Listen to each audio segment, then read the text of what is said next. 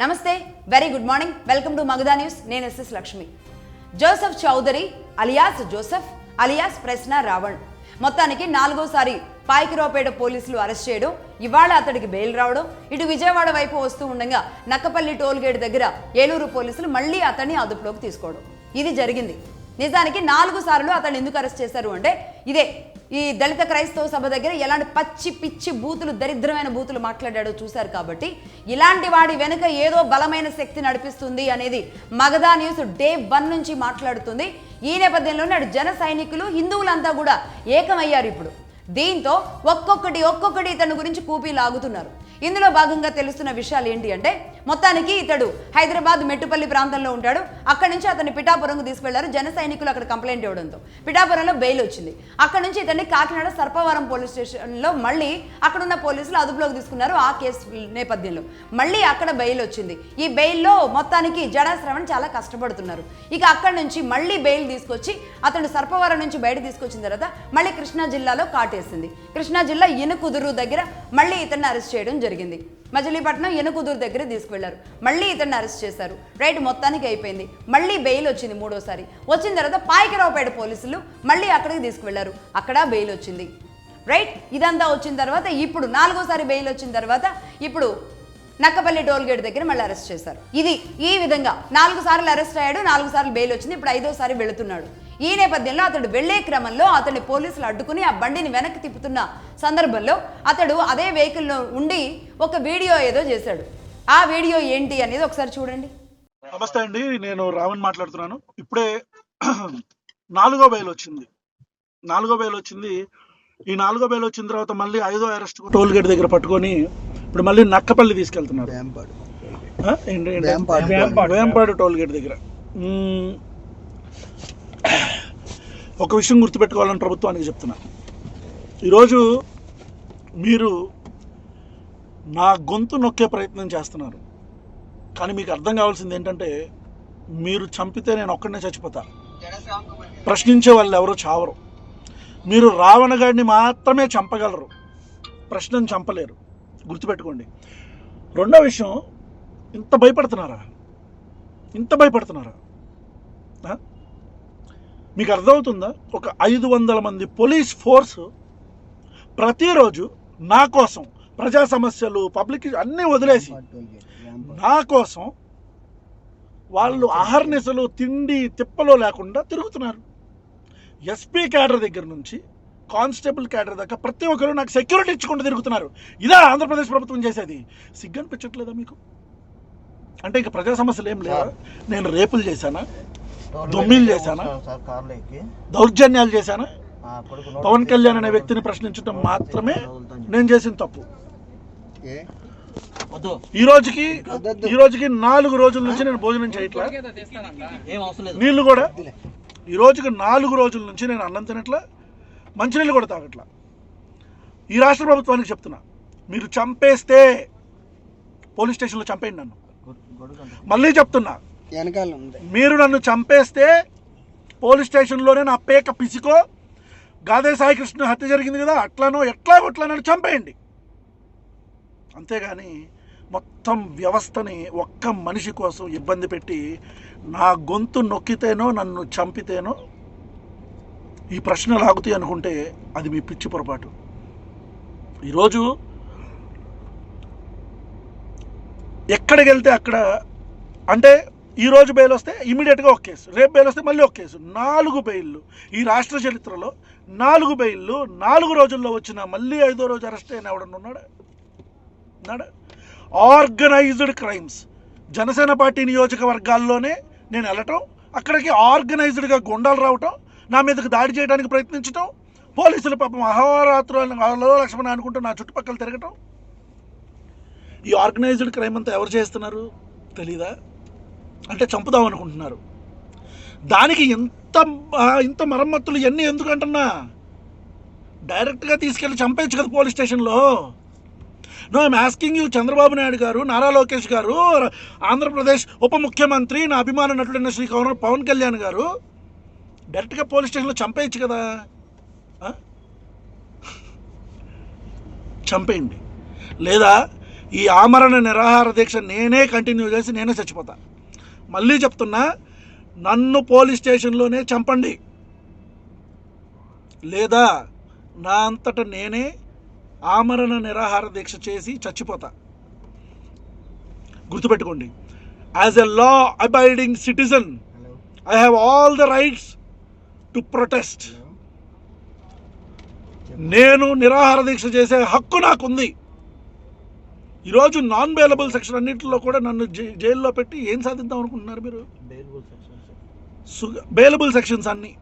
సుగాలి ప్రీతి పాపను చంపితే రైట్, ఇది జోసెఫ్ మాట్లాడుతున్నాడు.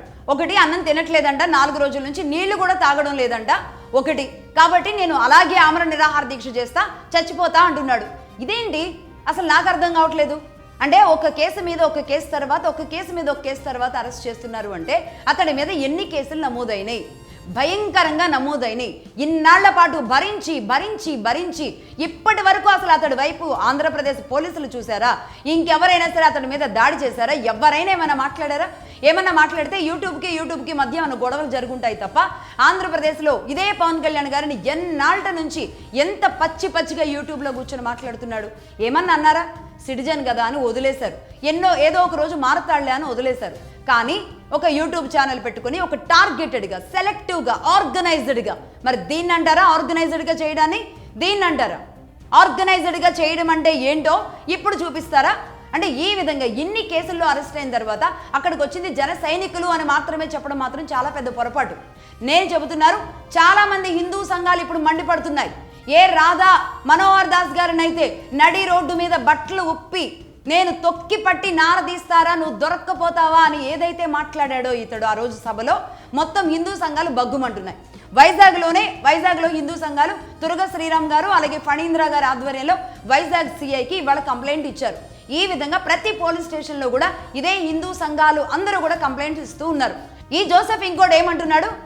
ఈ జోసెఫ్ని అరెస్ట్ చేయడానికంటే ఎస్పీ స్థాయి పోలీసుల దగ్గర నుంచి దాదాపుగా 500 మంది పోలీసుల్ని నిద్రాహారాలు మాన్పించి పోలీసుల్ని చాలా కష్టపెడుతోంది స్టేట్ గవర్నమెంట్ అని చెప్పేసి అతను మాట్లాడుతున్నాడు. అతనికి కొంచెమైనా బుర్ర ఉంటే గనక, ఏ మాత్రం జ్ఞానం ఉన్నా సరే, అతని టీంలో ఉన్న వాళ్ళకైనా సరే ఏమైనా తెలివి ఉంటే గనక అర్థమవ్వాల్సింది ఏంటి అంటే, ఇప్పుడు గనక జోసెఫ్ని వదిలేస్తే జోసెఫ్కి ఏదైనా జరగరాంది జరిగిందే అనుకోండి, ఎవరు బాధ్యత? రాష్ట్ర ప్రభుత్వమే ఏదో చేసింది అంటారు. అవునా కాదా? ఖచ్చితంగా రాష్ట్ర ప్రభుత్వమే చేసిందంటారు. కాబట్టే 500 మంది పోలీసులని, అతడన్న 500 మంది పోలీసులు పెట్టి అంత సీన్ అతనికి లేదు. కానీ బట్ అతడికి ప్రాణ రక్షణ కల్పిస్తున్నారు. ముఖ్యంగా ఇలాంటి కేసులు అన్నీ ఫైల్ అవుతున్నాయి కాబట్టి, ఒక్కొక్క చోట ఒక్కొక్క కేసు ఫైల్ అవుతూ ఉంది కాబట్టి ఆ కేసులన్నీ తీస్తున్నారు. ఆ కేసులు తీసి ఎక్కడికక్కడ అరెస్టులు చేస్తారు. మరి ఇలాగే ఉంటుంది. నిజానికి ఇంకో దేశం అనుకోండి ఎలా ఉంటుందో తెలుసా? ఏ దుబాయ్లోనో ఏ ముస్లిం కంట్రీస్లోనూ ఎలా ఉంటుందంటే, ఇతడు మాట్లాడిన మాటలకి అసలు ఈ పోలీసులు వీళ్ళంతా ఎందుకుంటారు? జస్ట్ ఒక 2 పోలీసులు వచ్చి తీసుకెళ్తారు, ప్రభుత్వం నడి రోడ్డు మీద ఉరేస్తుంది. ఇలాంటి బూతులు మాట్లాడితే, దేవీ దేవతలని వాళ్ళ మతాన్ని అవమానిస్తే, వాళ్ళ మతాన్ని, ఆ దేశంలో పాటించే మతం ఏదైతే ఉంటుందో ఆ మతాన్ని అవమానించారనుకోండి, ఎందుకు పక్కనే ఉన్న పాకిస్తాన్లో, ఆ పక్కనే ఉన్న బంగ్లాదేశ్లో హిందువులను ఎలా చంపేస్తున్నారు? ఎంత దారుణంగా! మొన్న కూడా చెట్టుకు కట్టేసి కాల్ చేస్తే మరి వీళ్ళ నోర్లు ఎటుపోయినాయి? ఈ రావణ్ అండ్ టీమ్ బ్యాచ్ ఉన్నారు కదా, ఎప్పుడు హిందువుల మీద పడి ఏడవడం, భారతదేశం మీద పడి ఏడవడం. ఈ ప్రకాష్ రాజ్ కూడా వీళ్ళకి కలిసి అతడేదో పెద్ద హీరోలాగా, వీరుళ్లాగా, ధీరుళ్లాగా ఇష్టం వచ్చినట్టు సౌత్ ఇండియాని నాశనం చేస్తున్నాడు ప్రకాష్ రాజ్. అతడి అండ చూసుకొని వీళ్ళంతా రెచ్చిపోతున్నారు. మొత్తానికి అసలు ఏం జరుగుతోంది ఆంధ్రప్రదేశ్లో అసలు ఏం స్కెచ్ చేశారు? ఇప్పుడు అడుగుతున్నారు ఆంధ్ర ప్రజలు, తెలంగాణ ప్రజలు కూడా అడుగుతున్నారు. ఇప్పుడు తెలంగాణ ప్రజలు అంటే ఏం కుట్ర జరుగుతుంది, ఏం ప్లాన్ జరుగుతోంది, ఎక్కడి నుంచి ఎటువైపు స్కెచ్ చేశారు అనే విషయాలు తెలుసుకోవాలని అనుకుంటున్నారు. ఎందుకు అంటే ఈ ప్రకాష్ రాజ్తో అతడికి సత్సంబంధాలు ఉన్నాయని ఇంతకు ముందే కందుల దుర్గేష్ గారు చెప్పారు కదా. వాళ్ళిద్దరూ మాట్లాడుకున్న సంభాషణలు బయటకు వచ్చినాయి. మొత్తం అసలు ఇతడు ఫోన్ తీసుకోవాలి, ఇతడి సిస్టమ్స్ అన్ని వెతకాలి, ఇతని బ్యాంక్ అకౌంట్స్ అన్ని తీయాలి, ఇతని పుట్టు పూర్వోత్తరాలన్నీ తీయాలి. ఖచ్చితంగా తీసే ఉంటారు, తీస్తూనే ఉండుంటారు. ఇతడి విషయంలో జరుగుతున్నది ఏంటంటే, అసలు మా ఎంక్వైరీలో తెలుస్తుంది ఏంటంటే, ఒక చోట ఒక పేరుంది ఇతడికి, ఇంకొక చోట ఇంకో పేరుంది. ఒక చోటేమో ఎస్సీ అని చెబుతున్నాడు, ఇంకో చోటేమో మా అమ్మ ఓసీ అంటున్నాడు, ఇంకొక చోట ఇంకొకటి చెబుతున్నాడు.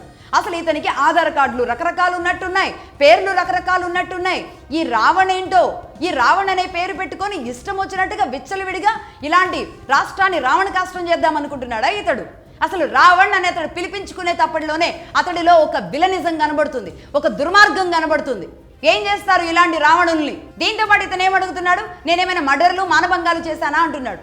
అంతకంటే ఎక్కువే ఇతడు మాట్లాడుతున్న మాటలు, ఇతడు తయారు చేస్తున్న కంటెంట్ ఏదైతే ఉందో ఇది మొత్తం సమాజాన్ని నాశనం చేసేది, సమాజం మొత్తాన్ని కూడా ఒక మతానికి వైపు నడిపించేది, ముఖ్యంగా ఇక్కడ ఉన్న ప్రభుత్వాల మీద కుట్రని పెంపొందించేది.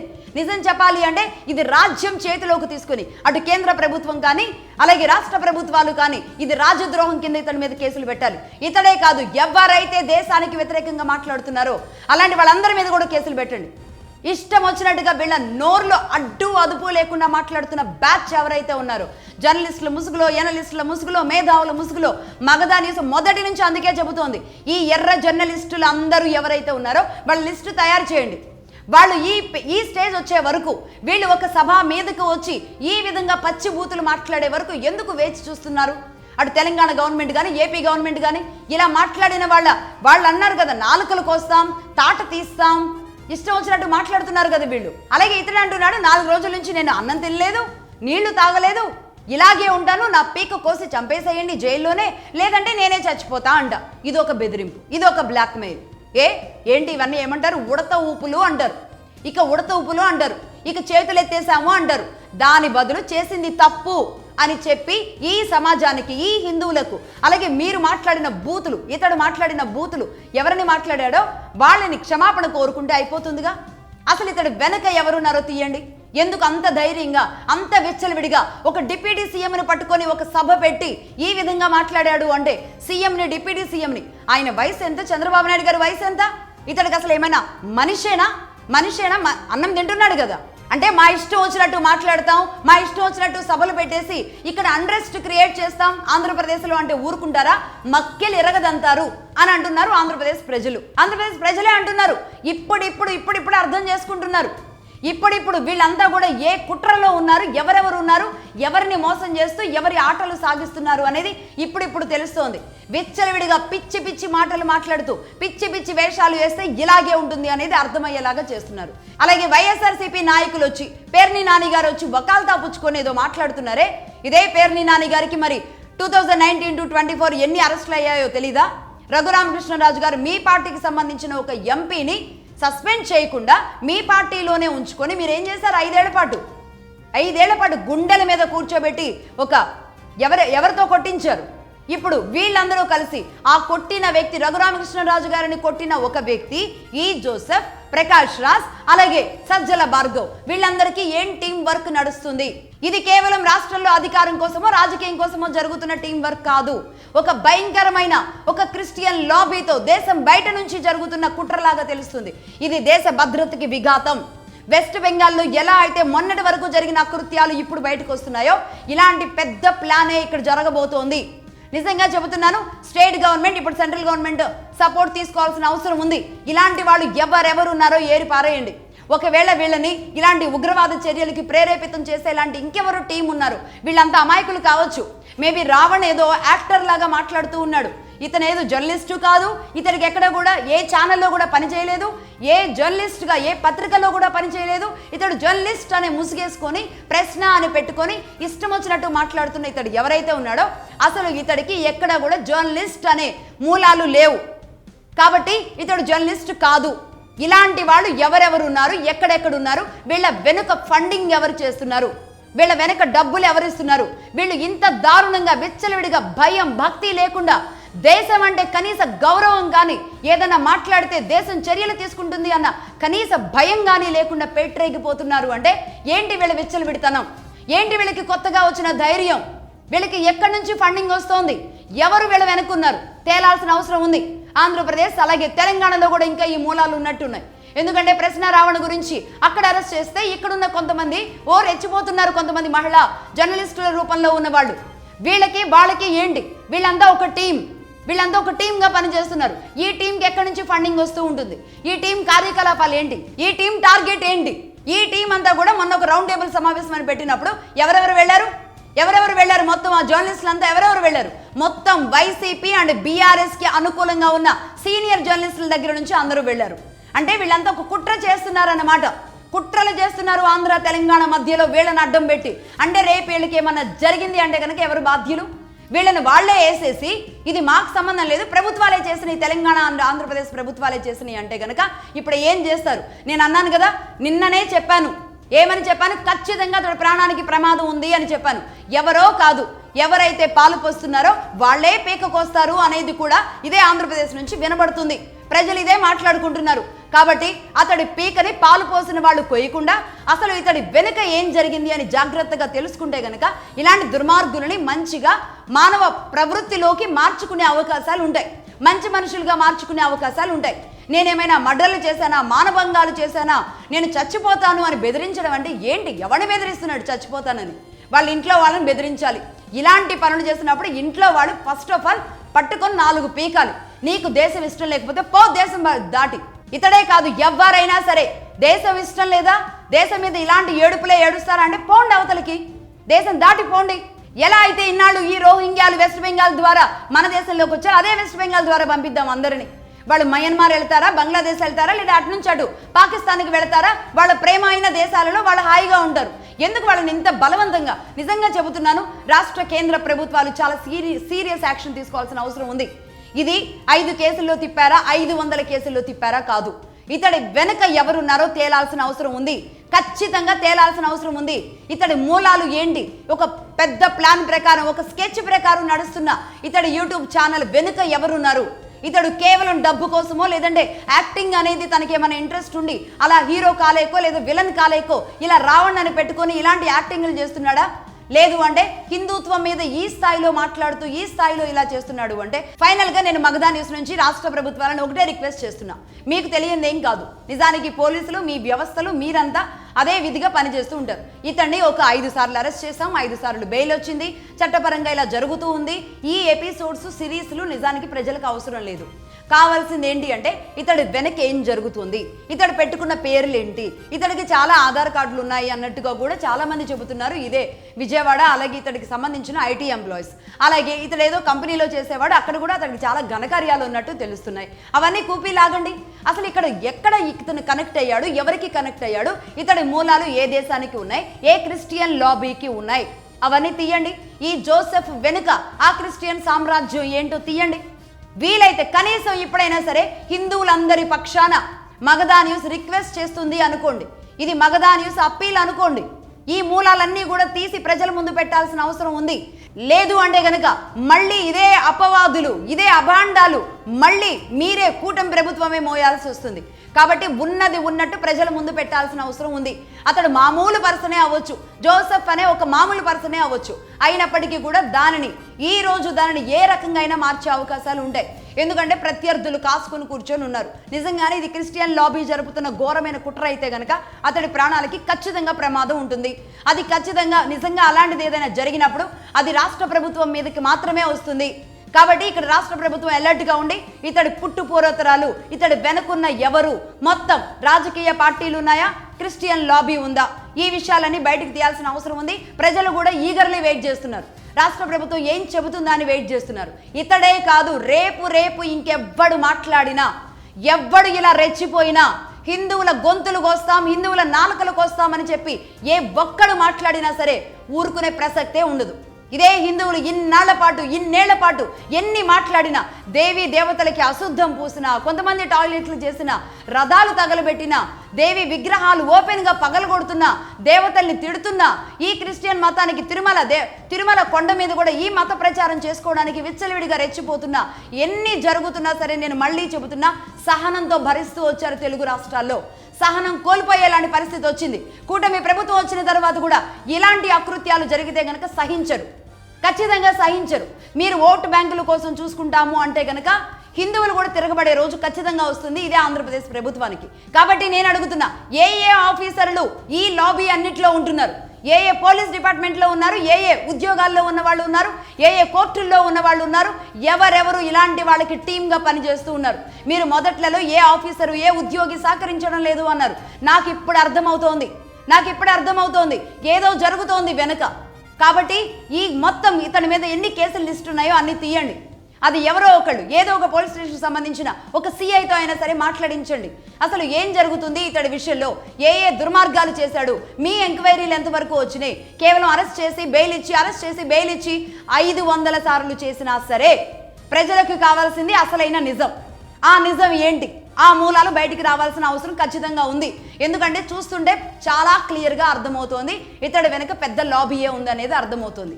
కాబట్టి ఇక ప్రభుత్వం చేతుల్లోనే ఉంది, ఏం చేస్తారు.